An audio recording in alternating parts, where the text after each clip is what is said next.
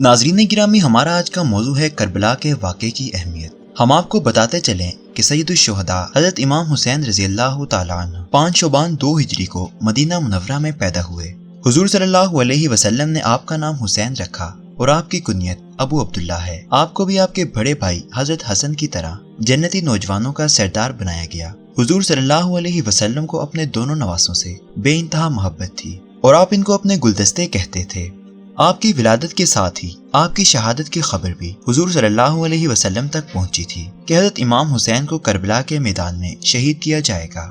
یہ واقعہ کچھ اس طرح سے روایت کیا جاتا ہے کہ حضرت جبرائیل علیہ السلام تشریف لائے اور حضور صلی اللہ علیہ وسلم کو کربلا کی مٹی دیتے ہوئے کہا کہ یہ وہ جگہ ہے جہاں حضرت امام حسین کو شہید کیا جائے گا۔ انہوں نے مزید بتایا کہ یہ کوفہ کے قریب ایک مقام کا نام ہے جس کو کربلا کہا جاتا ہے، اور پھر وہ وقت آ گیا جب حضرت امام حسین کربلا کے مقام پر تشریف لے گئے۔ یہ اس وقت حضرت امام حسین اتمام حجت فرما چکے تھے۔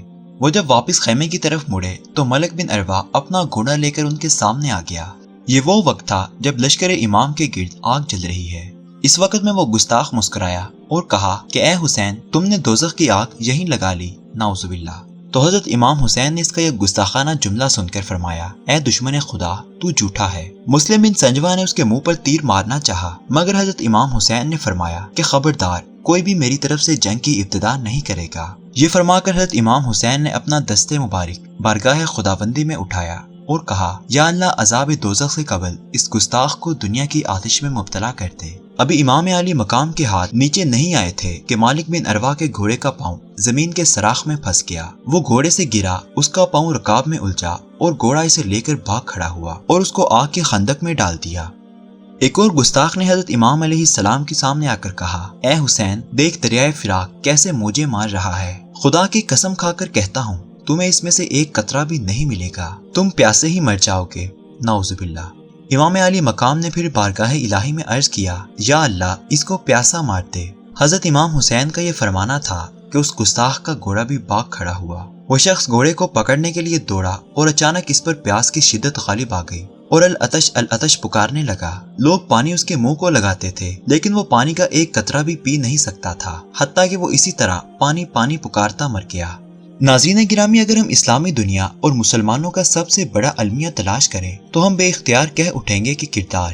مسلمان اپنے کردار کی وجہ سے مار کھا رہے ہیں۔ ہماری صفوں میں ابن زیاد اور شمر جیسے لوگ شامل ہیں، اور یہ شمر اپنے چند برسوں کے فائدے کے لیے حضرت امام جیسی شخصیات کو اپنے گھوڑوں کے سموں تلے رون دیتے ہیں۔ اپنا اندر جاننے کے لیے آپ صرف کربلا کے سانحے کی تفصیلات پڑھ لیں، آپ مسلمانوں کے کردار سے آگاہ ہو جائیں گے۔ کوفہ کے لوگ جب حضرت امام حسین کے پاس آئے تو آپ نے ان لوگوں سے دریافت کیا، تمہارے باقی موجود لوگوں کا کیا خیال ہے؟ مجمع بن عبداللہ العمری نے جواب دیا، سر براوردہ قسم کے لوگ آپ کے خلاف جتھا بنائے ہوئے ہیں، ان کو بڑی رشوتیں مل چکی ہیں اور حکومت نے ان کی خواہشات پوری کر دی ہیں۔ وہ سب آپ کے خلاف منصوبے بنا رہے ہیں۔ رہی عوام تو ان کے دل تو آپ کے ساتھ ہیں لیکن ان کی تلواریں آپ کے خلاف اٹھیں گی۔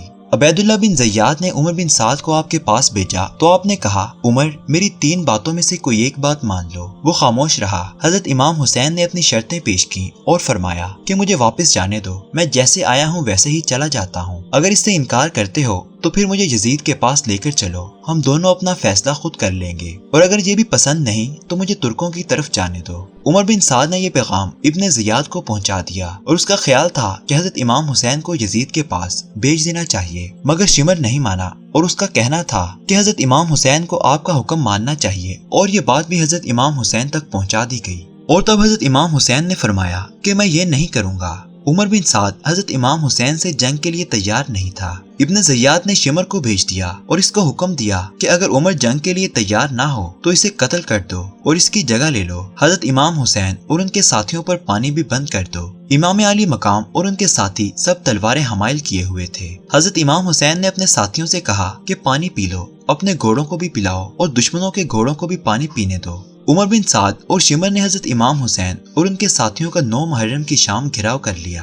اس شام حضرت امام حسین نے اپنے اہل خاندان کو وصیت کی اور اپنے ساتھیوں سے تقریر کی کہ آپ جانا چاہیں تو چلے جائیں، کیونکہ میں ان لوگوں کا تنہا ہدف ہوں۔ اس وقت حضرت امام حسین کے بھائیوں، صاحبزادوں اور بائی کے صاحبزادوں نے کہا کہ آپ کے بغیر ہماری زندگی بیکار ہے، اللہ ہمیں وہ نہ دیکھیے جس کو ہم پسند نہیں کرتے۔ حضرت عقیل کے صاحبزادوں نے کہا، ہماری جانیں، ہمارے مال اور ہمارے عیال سب نواسۂ رسول پر قربان ہیں۔ جو انجام نواسۂ رسول کا ہوگا وہی ہمارا ہوگا، اور نواسۂ رسول کے بعد ہمارے زندہ رہنے پر تف ہے۔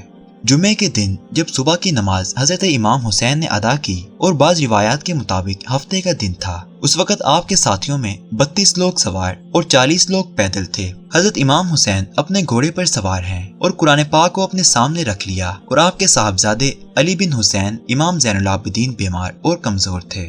وہ بھی جنگ کے لیے تیار ہوئے، لیکن حضرت امام حسین نے ان کو روک دیا، اور جب آپ دشمن کے سامنے پہنچے تو آپ انہیں یاد دلانے لگے، لوگوں تم میرے حسب و نسب پر غور کرو اور دیکھو کہ میں کون ہوں، اپنے گریبانوں میں منہ ڈالو اور خود کو ملامت کرو، اور تم خیال کرو کہ کیا تمہیں میرا قتل اور میری توہین زیب دیتی ہے؟ کیا میں تمہارے آخری نبی حضور صلی اللہ علیہ وسلم کا نواسا اور ان کے چچازاد بھائی علی کا بیٹا نہیں؟ کیا سید الشہداء حضرت امیر حمزہ میرے والد کے چچا نہ تھے؟ اور کیا تمہیں رسول اللہ صلی اللہ علیہ وسلم کا وہ قول یاد نہیں کہ جب انہوں نے میرے اور میرے بھائی کے بارے میں فرمایا تھا کہ یہ دونوں نوجوان جنت میں تمام نوجوانوں کے سردار ہیں؟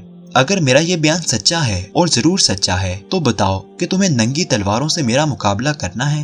حر بن یزید کے دل پر اس تقریر کا اثر ہوا، وہ دشمن کی صفوں سے نکل کر حضرت امام حسین سے مل گیا۔